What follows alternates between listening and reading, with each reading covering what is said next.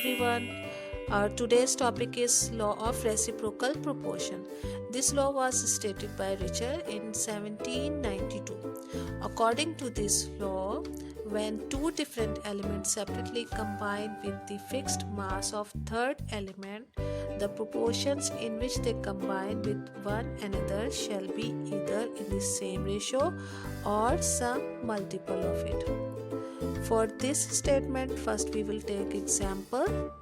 Example में हम fixed mass लेंगे हाइड्रोजन का. when two elements carbon and oxygen separately combine with hydrogen to form methane and water respectively.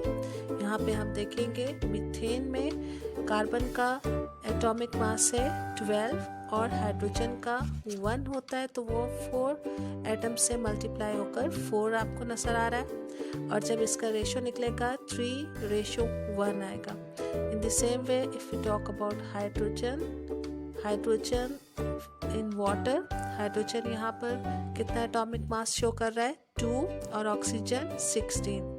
इसका simplest ratio 1:8 होगा.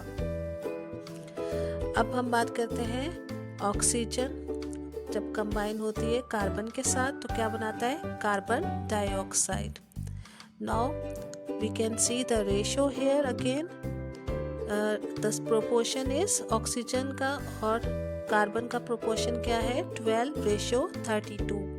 जब इसका रेशो हमने सिंपल किया तो हमारे पास क्या आ गया 3:8 बाय मास. नाउ कम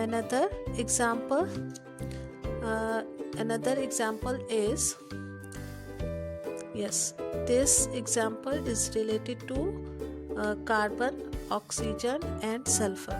यहाँ पर ऑक्सीजन का हम मास फिक्स ले रहे हैं. ठीक है, ऑक्सीजन का फिक्स मास हमें नजर आ रहा है. यहाँ पर ऑक्सीजन का 16 होता है. ठीक है, ऑक्सीजन जब कार्बन के साथ रिएक्ट करती है तो कार्बन डाइऑक्साइड बनाती है. तो यहाँ पे रेशो हमें सिंपल नजर आ रहा है 3:8. और ऑक्सीजन जब सल्फर के साथ रिएक्ट करती है तो सल्फर डाइऑक्साइड बनाती है. तो यहाँ पर क्या है हमारे पास रेशो 8:8 बिकॉज ऑक्सीजन है 16 एटॉमिक मास. जब वो 2 एटम से मल्टीप्लाई होगा तो 32 बनाएगा और सल्फर का एटॉमिक मास 32 है. जब कार्बन और सल्फर आपस में कंबाइन होंगे कार्बन डाइसल्फाइड बनाएंगे. यहाँ पर भी रेशो 12:64 होगा और जब हम इसको सिंपल लेकर आएंगे तो 3:16 हो जाएगा. तो अबव एग्जाम्पल जो आप लोग यहाँ पर देख रहे हैं एग्जाम्पल को, तो इसमें आपको समझ में आ जाएगा कि according to this law the proportion in which carbon and sulfur combine with one another shall be either in same ratio यानी 3:8 or some multiple of it यानी 3:16. So it is very clear that in the formation of carbon disulfide, carbon and sulfur combine in the ratio of 12:64 is that 3:16, which is simple multiple of 3:8.